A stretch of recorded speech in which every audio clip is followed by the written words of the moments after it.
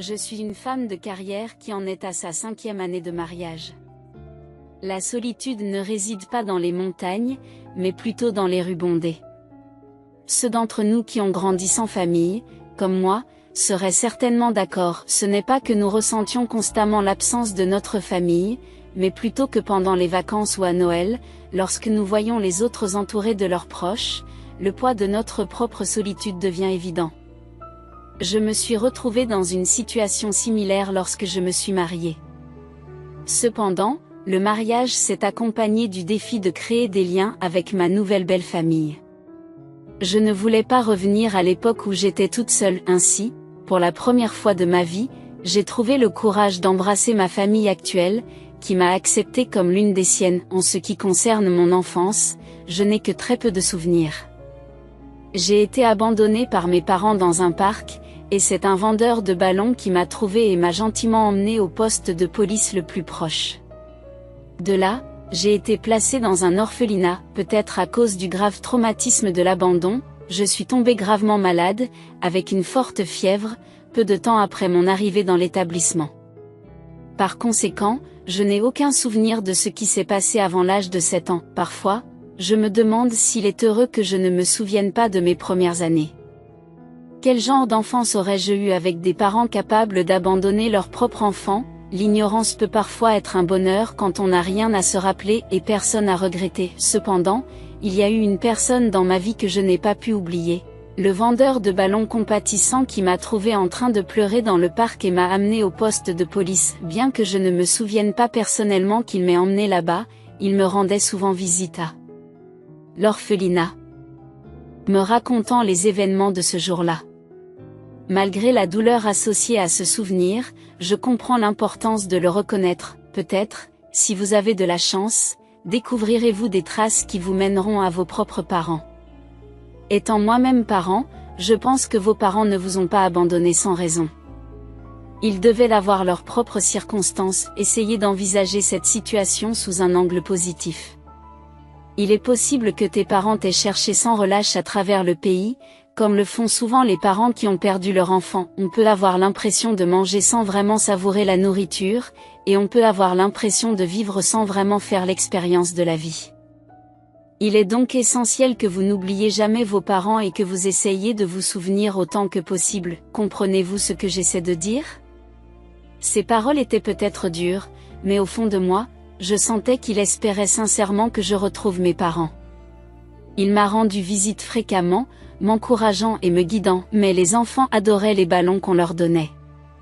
Ils étaient ravis lorsqu'ils façonnaient les ballons à longs bâtons en chien de caniche ou en épée en les tournant habilement. Cependant, leur fascination s'est rapidement transformée en peur lorsqu'ils ont remarqué le tigre sombre tatoué sur son bras droit. À sa simple vue, les enfants se dispersent et se cachent, craignant d'établir un contact visuel avec lui. La seule personne qui est restée à ses côtés, c'est moi. Il s'est confié à moi, m'expliquant qu'il s'était fait tatouer dans sa jeunesse et son insouciance pour se réveiller. Ce qui n'était qu'un petit chat s'est transformé en un tigre massif, semblable à ceux que l'on trouve dans les Andes. Il m'a demandé si j'avais peur du tigre, son inquiétude se lisant dans ses yeux. En réponse, j'ai placé un pansement sur son tatouage, le rassurant sur le fait qu'il ne serait plus effrayant. Il a regardé le pansement sur son bras pendant un long moment avant de me prendre dans ses bras, les épaules tremblantes et les larmes aux yeux. Je feignis l'ignorance, refusant de reconnaître ses larmes. Il semblait pleurer, mais je ne pouvais pas lui faire comprendre que je le savais. Après ce jour, l'homme au ballon cessa de rendre visite à l'orphelinat. Le temps a passé, et j'ai grandi, passant de 9 ans à l'entrée au collège. Sans photo, mes souvenirs de l'homme au ballon se sont peu à peu estompés. Cependant, la seule chose qui restait gravée dans mon esprit était le tatouage de tigre sur son bras. La puberté a fait naître en moi un nouveau silence. Je ne parlais pratiquement pas à l'orphelinat ou à l'école, comme si j'étais invisible. J'avais compris très tôt qu'il n'y avait personne pour me protéger ou se tenir à mes côtés. La question « tes parents viennent-ils à l'école demain ?» était très redoutée par ceux d'entre nous qui n'avaient pas de parents. La seule façon d'éviter de l'entendre était de ne donner aucune raison à qui que ce soit de la poser. Un vieux dicton dit qu'une belle fille doit fermer les yeux et les oreilles et à peine respirer. Je l'ai pris à cœur et j'ai évité de me mêler des affaires des autres, vivant en quasi-isolement pour me protéger. C'est ainsi que j'ai gagné le surnom de fille invisible. Je me fermais les yeux et les oreilles, refusant de reconnaître tout acte répréhensible ou toute accusation injuste portée à l'encontre des autres. Il était clair que je n'avais pas d'amis, et honnêtement, je n'en désirais pas. Je ne voulais pas être un ami déloyal, vu que je n'avais personne avec qui traîner. Au lieu de cela, je passais mon temps libre à étudier et à lire des livres, trouvant du réconfort dans l'odeur de renfermer des pages de vieux livres qui imprégnaient la bibliothèque. J'avais une idée en tête. Je voulais que mon nom soit associé à chaque livre de la bibliothèque de l'école en tant qu'emprunteur.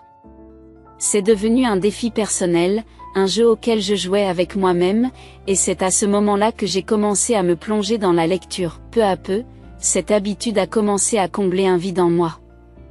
Cependant, à l'approche de la remise des diplômes, je me suis rendu compte que la bibliothèque de l'école contenait bien plus de livres que je ne l'avais imaginé. En conciliant mes études pour les examens du SAT, j'ai eu du mal à trouver du temps pour la lecture, mais grâce à mes lectures régulières, j'ai excellé dans la rédaction d'un essai et j'ai obtenu la première place, ce qui a grandement contribué à mon acceptation à l'université. Mes compétences en matière d'écriture ont joué un rôle important en faisant pencher le comité d'admission en ma faveur. En termes de résultats scolaires, mes notes et mes scores au SAT étaient impressionnants. Cependant, les contraintes financières ont constitué un défi majeur. Selon la politique de l'orphelinat, je devais partir une fois que j'aurais obtenu mon diplôme de fin d'études secondaires.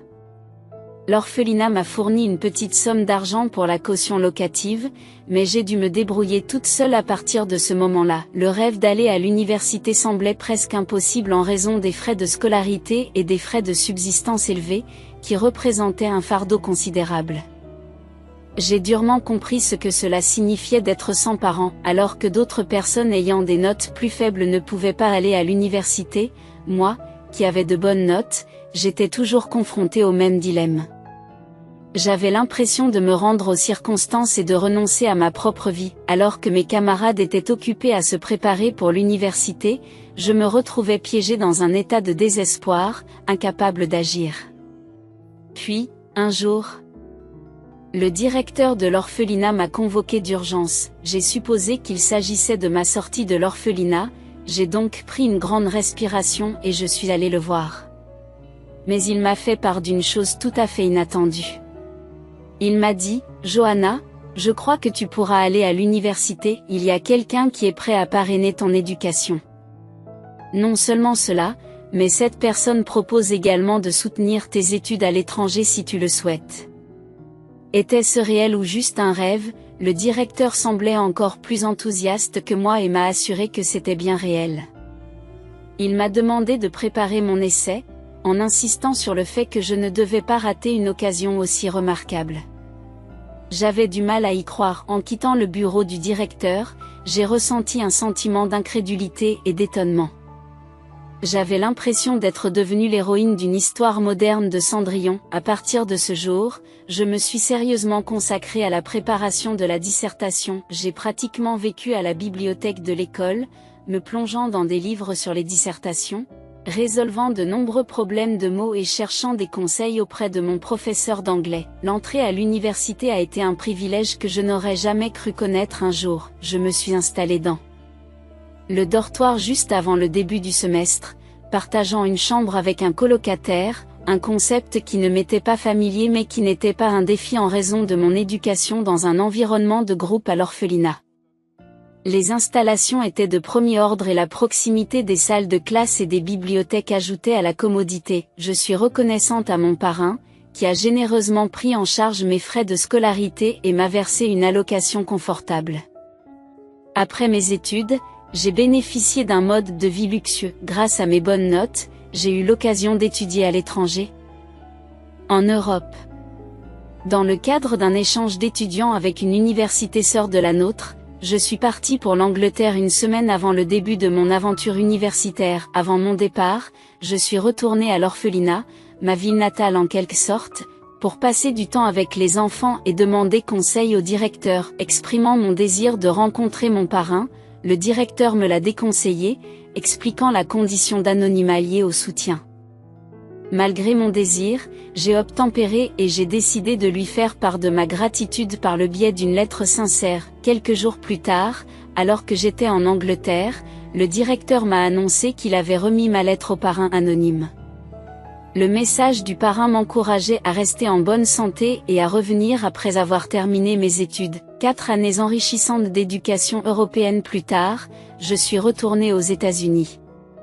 Désireuse de lancer ma carrière, après avoir effectué un stage dans une entreprise internationale de renom en Angleterre, j'ai postulé auprès de 5 entreprises et obtenu des entretiens avec 3 d'entre elles. Les dates d'entretien imminentes ont toutefois déclenché une perte soudaine de confiance en soi.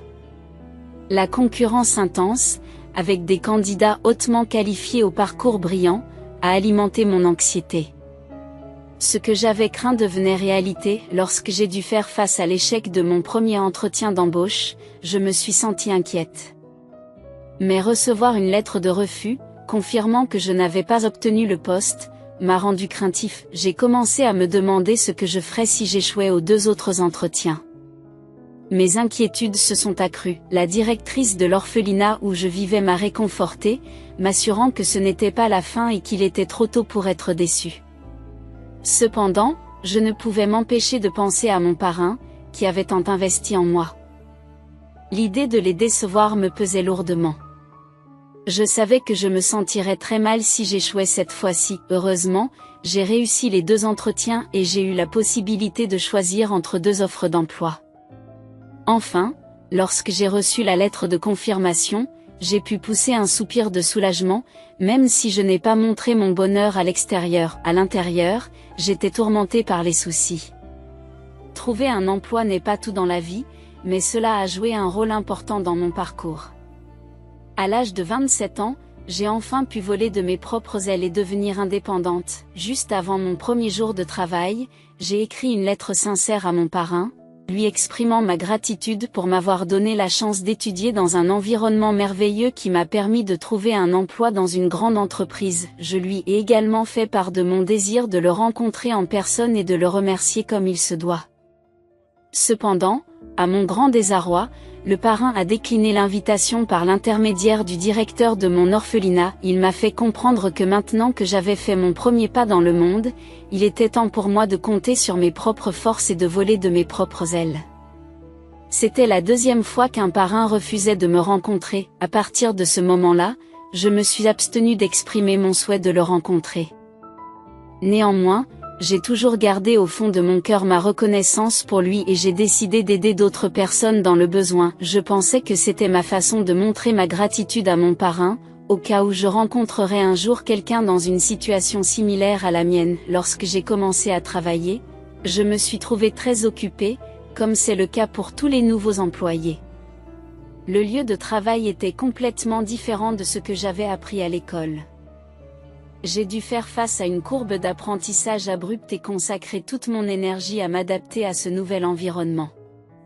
Après avoir travaillé avec diligence, j'ai été promue au poste de directrice adjointe en l'espace de 3 ans. Un jour, le directeur de mon orphelinat est venu me rendre visite au travail à l'heure du déjeuner.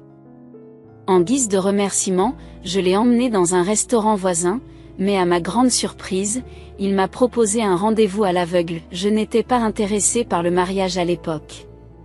Il m'a toutefois assuré que cela ne signifiait pas que je devais me marier tout de suite. Il m'a dit qu'il y avait quelqu'un qu'il estimait beaucoup et qu'il ne voulait pas que je rate l'occasion de le rencontrer. Il m'a encouragée à rencontrer cette personne et m'a expliqué que je pouvais refuser par la suite si je n'étais pas intéressée. Au départ, compte tenu de votre concentration sur les études et le travail, la perspective d'une rencontre ne vous a jamais effleuré l'esprit. Malgré mon manque d'intérêt pour un mariage arrangé par le directeur, je n'ai pas pu refuser. À contre-séance, j'ai accepté de rencontrer mon futur partenaire, envisageant une rencontre décontractée. Cependant, alors que j'arrivais à l'endroit désigné, l'homme assis près de la fenêtre s'est rapidement levé, se révélant être mon rendez-vous aveugle. Contrairement à mes attentes, l'atmosphère était plus sérieuse que prévu.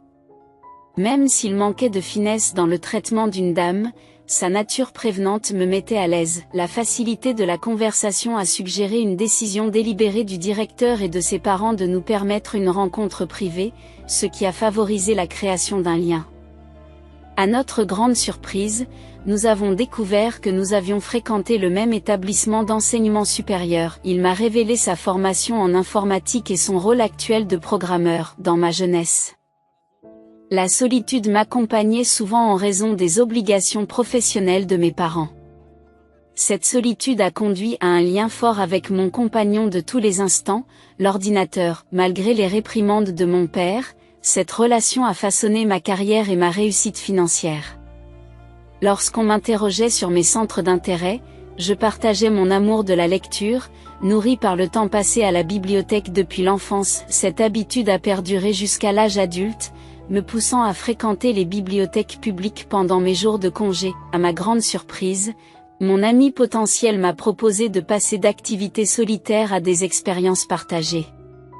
Bien qu'hésitante au début, la perspective de me faire un ami après 3 décennies m'a séduite. Notre première rencontre décontractée a eu lieu naturellement un samedi, dépassant les limites d'un rendez-vous à l'aveugle traditionnel. Vêtus de tenues décontractées, nous avons exploré un village artistique accueillant une exposition d'art médiatique dans une usine désaffectée, intitulée Memory. L'exposition mêlait harmonieusement des éléments de haute technologie et de l'art pour évoquer des émotions humaines. Les vitrines présentaient des scènes poignantes, comme celle d'un enfant se hissant sur la pointe des pieds pour récupérer un ballon rouge perdu qui s'élevait dans le ciel. Les ballons, qui symbolisent les moments perdus de l'enfance, sont présentés dans des couleurs vives. Au fur et à mesure que chaque ballon éclatait, des vidéos d'accompagnement décrivaient des scènes d'innocence et de nostalgie, créant ainsi une tapisserie d'émotions. Au milieu de l'environnement ancien de la cour de récréation de l'école de Narrow Street, les souvenirs s'entremêlaient, une mosaïque de jeux d'enfance et de poupées chéries d'autrefois. La vidéo, apparemment banale, m'a captivé pendant une longue période.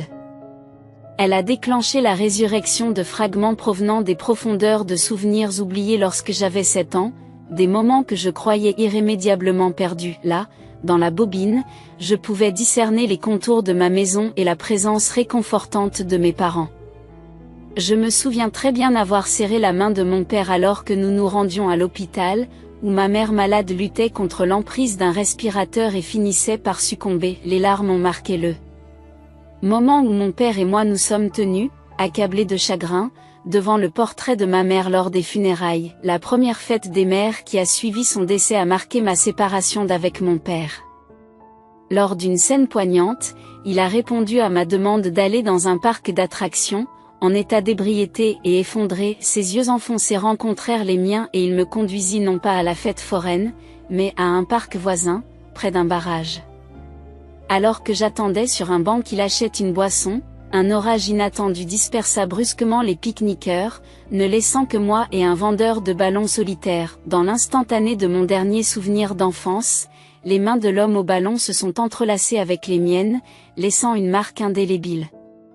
Ce souvenir a surgi de manière inattendue en moi, m'a fait perdre le souffle et pleurer, attirant l'attention des badauds lors d'un rendez-vous à l'aveugle. Mon compagnon, sentant ma détresse, a drapé sa veste sur moi et m'a enlacé tendrement. Le voyage de retour a été marqué par mes pleurs prolongés, et c'est moi qui ai engagé la conversation, m'excusant pour ce débordement émotionnel et expliquant l'afflux de souvenirs d'enfance. Sa réponse, bien plus consolante que tous les mots que j'avais entendus, m'a fait comprendre que sa présence à mes côtés dans ce moment de vulnérabilité était un coup de chance.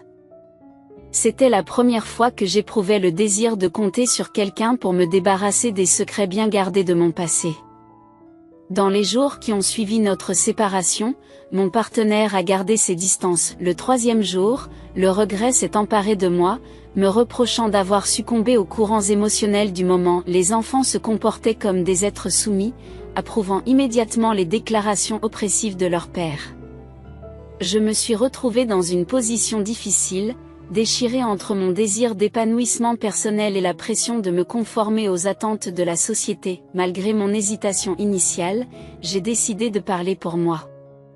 J'ai calmement expliqué que j'avais travaillé dur pour construire ma carrière et que j'avais l'intention de continuer à travailler même après le mariage. Je croyais fermement que les femmes devaient avoir la liberté de poursuivre leurs ambitions professionnelles en même temps que leur vie personnelle. Ma réponse a semblé stupéfier son père, qui a paru déconcerté par mon assurance.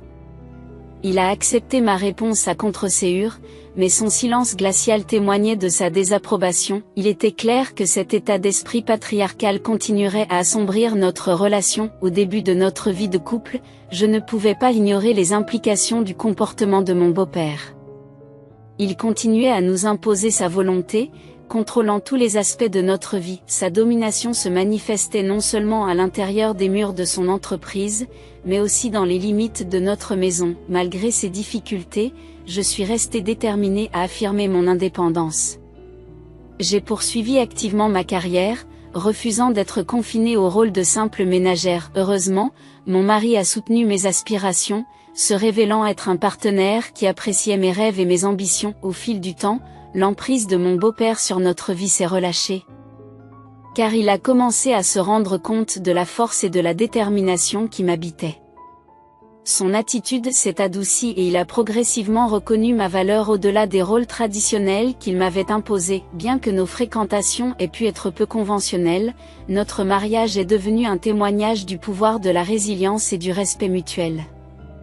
Ensemble, nous avons défié les attentes de la société et forgé un partenariat fondé sur l'égalité et des objectifs communs. En fin de compte, notre amour a triomphé des contraintes de la tradition et des préjugés.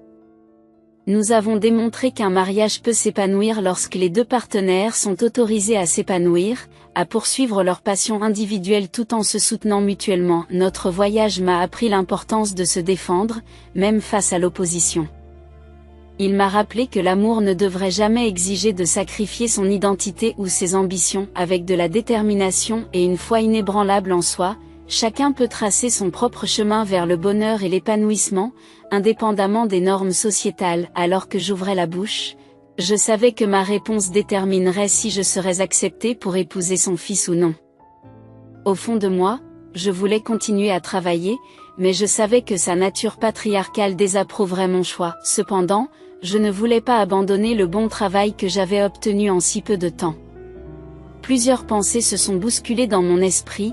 Je voulais poursuivre ma carrière, j'avais compté sur l'aide des autres pendant si longtemps, et maintenant que je gagnais enfin mon propre argent, je ne voulais pas dépendre du soutien de mon futur mari. Cela me semblait être un gaspillage de tout le temps et de tous les efforts que j'avais consacrés à mon indépendance. Je m'excuse si ma réponse n'est pas celle que vous attendiez, mais je ne peux pas vous mentir. Le père de mon fiancé m'a regardé en silence lorsque j'ai fini de parler. Il a éclaté de rire. « Tu as réussi !» s'est-il exclamé. « Bien sûr, tu devrais continuer à travailler. » Combien de temps as-tu investi dans ta carrière? J'ai entendu dire que vous aviez même étudié à l'étranger, ce qui a dû nécessiter un investissement financier important. Quel que soit votre sexe, si vous en avez les capacités, vous devriez contribuer à la société. Son approbation m'a fait me sentir validée, c'était comme si je venais de recevoir une signature pour un projet.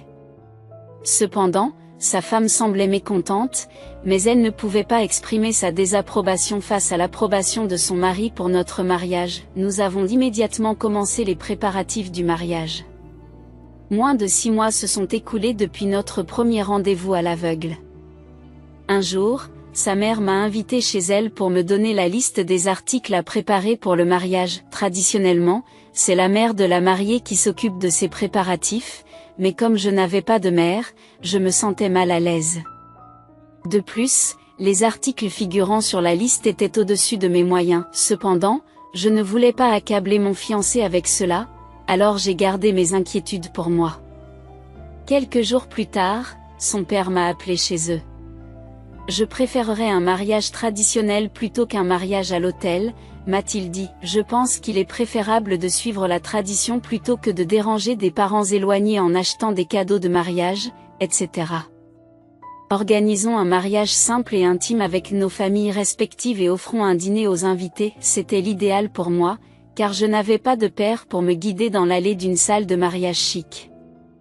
En outre, je n'avais ni amis ni parents à inviter à un tel événement, j'ai accueilli tout le monde à bras ouverts en tant qu'invité.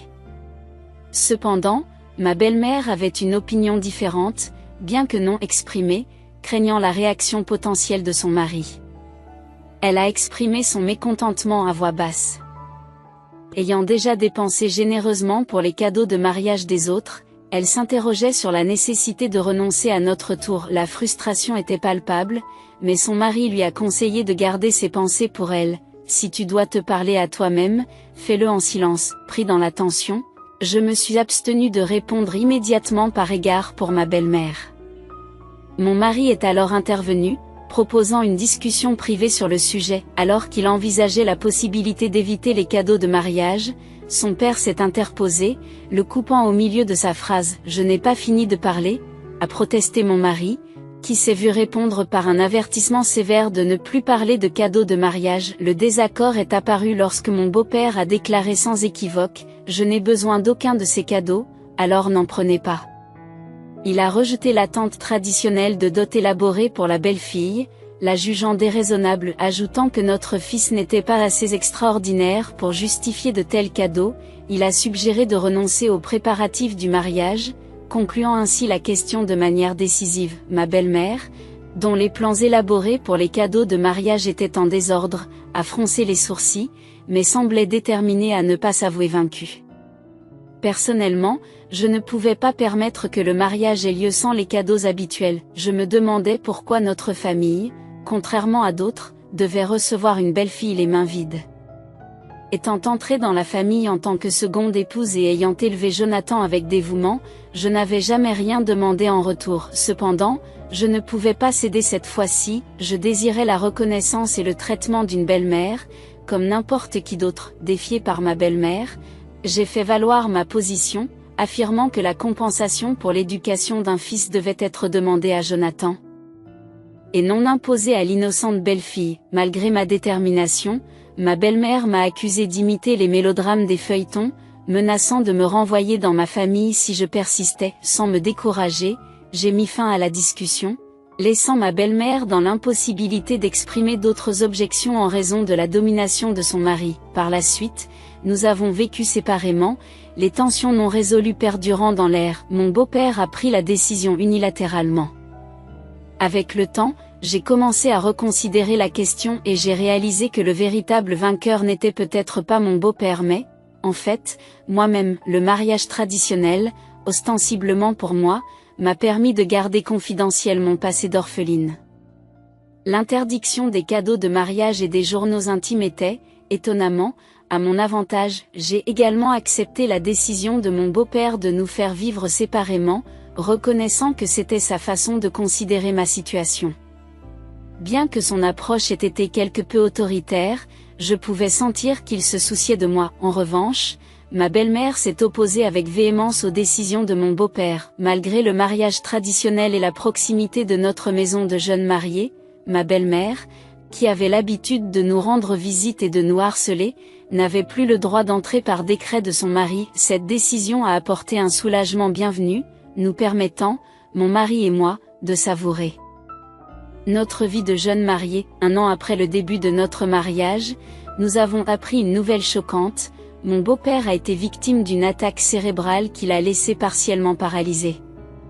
Son attitude confiante a disparu, remplacée par celle d'une personne incapable de communiquer en raison de troubles de l'élocution. À la suite de cette tragédie, ma belle-mère, autrefois opprimée, a trouvé la liberté en prenant en charge l'entreprise de son mari, négligeant ses tâches ménagères pour passer ses week-ends à jouer au golf avec des amis. En semaine, une infirmière salariée s'occupait de mon beau-père, mais les week-ends, la responsabilité nous incombait, à mon mari et à moi. En apprenant l'état de mon beau-père, la directrice de l'orphelinat s'est précipitée à notre secours, exprimant sa profonde inquiétude. Tentant de communiquer, mon beau-père, frustré par ses difficultés d'élocution, essayait d'écrire des messages énigmatiques. Consciente de son désir de secret, je lui ai fourni un stylo et un bloc-notes, et il a écrit de manière cryptique: « Ne dites rien à mon sujet. » Le fardeau de la prise en charge de mon beau-père s'étirant sur plus d'1 an, mon mari et moi. Nous sommes sentis de plus en plus fatigués. J'ai assumé davantage de responsabilités les week-ends, m'occupant des soins sans relâche. Reprenant mes activités professionnelles, j'ai constaté que ma belle-mère négligeait les besoins de son mari et ne se souciait guère de son bien-être. Elle partait toujours tôt au travail et rentrait tard, attribuant son absence à son travail exigeant, comme me l'a dit l'infirmière. Elle passait souvent ses nuits loin de la maison, laissant son mari sans surveillance. Frustré par cette situation insoutenable, j'ai décidé de prendre un congé d'une demi-journée et de me rendre sur le lieu de travail de mon beau-père pour confronter ma belle-mère. Il était difficile d'entamer une conversation à la maison avec mon beau-père, mais mes efforts ont été contrariés par son absence lorsque j'ai essayé de la contacter avant ma visite. Elle a insisté sur le fait qu'elle était au travail et qu'elle ne pouvait pas partir en raison d'une augmentation des commandes. Cependant, en inspectant la chaîne de montage de l'usine, j'ai découvert que la moitié des lignes étaient à l'arrêt et qu'il n'y avait qu'une poignée d'employés présents. Une enquête auprès d'un contremaître de l'usine a révélé une situation commerciale désastreuse.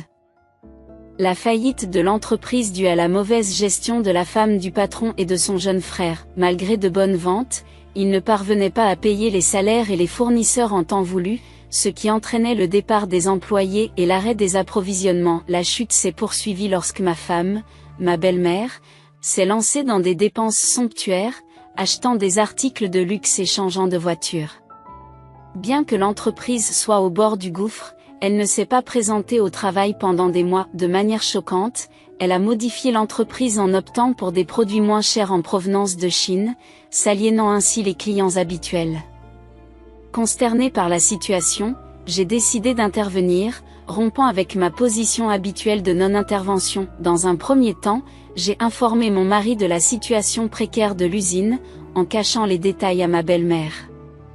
Pour aller plus loin, j'ai engagé un détective privé pour surveiller ses activités pendant le week-end. Alors que je m'occupais seule de mon beau-père un dimanche, j'ai été confrontée à un défi inattendu, la nécessité de lui faire prendre un bain. Mon mari étant occupé à l'usine, je me suis retrouvée à aider mon beau-père dans une situation plutôt gênante, ce qui m'a beaucoup éloignée de mes habitudes. En outre, il a indiqué qu'il ne voyait pas la nécessité d'un lavage rapide, affirmant que la transpiration n'était pas un problème pressant. Cependant, compte tenu de l'importance de la transpiration, il n'était pas question de remettre la propreté à plus tard. Nous avons opté pour des linges humides pour le nettoyer, en évitant soigneusement ses parties intimes. Alors qu'il retirait sa chemise pour la laver, mon attention a été attirée par un tatouage familier sur son bras droit, le tigre de l'homme au ballon. Surpris par cette révélation, mon beau-père s'est empressé de dissimuler le tatouage avec sa main gauche.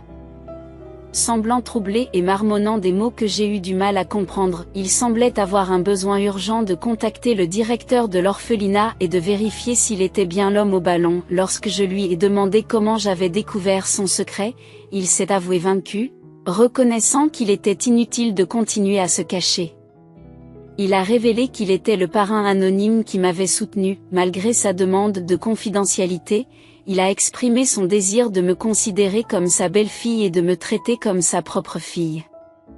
Le rendez-vous arrangé à l'aveugle, qui avait abouti à une connexion réussie, lui avait procuré une immense joie. Cependant, le récit de l'homme au ballon est resté une affaire clandestine connue uniquement de lui et de moi, à l'exclusion même de mon mari et de ma belle-mère. En apprenant cela, j'ai ressenti une grande chaleur et je me suis précipitée dans la chambre de mon beau-père, où je l'ai serré fort dans mes bras, les larmes aux yeux. Je lui ai reproché de ne pas avoir révélé son identité plus tôt, lui faisant part du profond sentiment de nostalgie et de la peur de l'abandon qui me hantait depuis si longtemps. Je me suis excusée de ne pas l'avoir reconnu plus tôt et j'ai demandé son pardon. Mon beau-père m'a tendrement caressé les cheveux de sa main handicapée, les larmes aux yeux.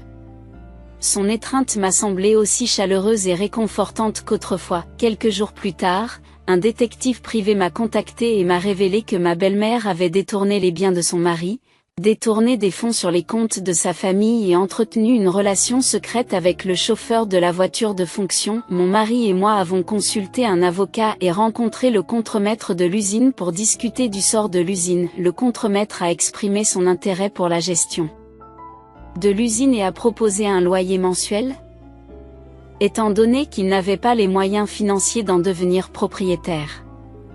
Confrontés à des options limitées, nous avons accepté cet arrangement. Peu de temps après, ma belle-mère s'est à nouveau rendue chez nous. Il semble qu'un avis juridique ait été envoyé à l'appartement où elle vivait avec son amant, ce qui a provoqué une dispute entre nous. Elle a mis en doute mon audace de porter plainte contre ma belle-mère et de porter l'affaire devant les tribunaux. Elle s'est moquée de mon passé d'orpheline et a suggéré que je ne serais pas en sécurité dans cette situation.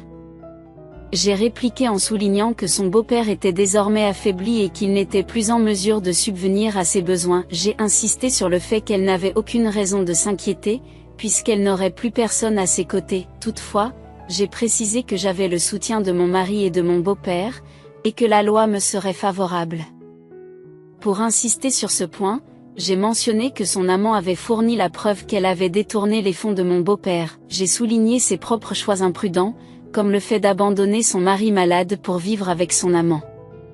J'ai insisté sur le fait que ces actes étaient méprisables et qu'elle ne devait pas s'attendre à un traitement humain de ma part. Par frustration, je l'ai poussée dehors et j'ai fermé la porte tandis qu'elle continuait à sonner et à frapper.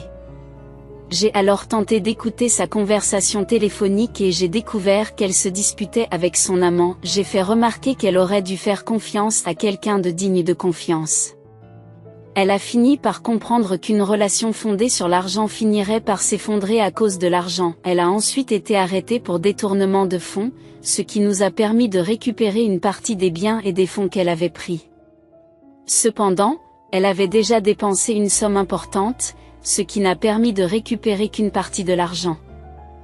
Malgré cela, nous avons intenté une action en justice pour continuer à la tourmenter à vie. En conséquence, mon mari et moi avons emménagé chez mon beau-père pour assurer son bien-être sans être débordés. Nous avons même engagé une infirmière supplémentaire pour les week-ends, en suivant les instructions du mémo de mon beau-père. En fait, cette situation nous a appris que la confiance et les relations authentiques ont plus de valeur que la richesse matérielle. Cette connaissance nous a motivés à nous battre pour la justice et à demander une restitution partielle de l'argent volé. Même s'il est possible que nous ne récupérions jamais la totalité de la somme, notre objectif était de faire en sorte que ces personnes subissent les conséquences de leurs actes. J'ai eu le plaisir de rencontrer l'homme au ballon et je réside actuellement en sa compagnie. Il m'a soutenu dans ma vie, agissant comme un beau-père, et je lui rends l'appareil en tant que belle-fille. Après avoir bénéficié de son soutien pendant une longue période, le moment est venu pour moi de lui apporter mon soutien en retour en me tenant à ses côtés. J'apprécie sincèrement que vous prêtiez l'oreille à mon récit. N'hésitez pas à m'encourager et à laisser vos commentaires perspicaces dans la section des commentaires. Le fait de vous abonner et d'aimer mon contenu me serait d'une grande utilité. Je vous souhaite une excellente journée.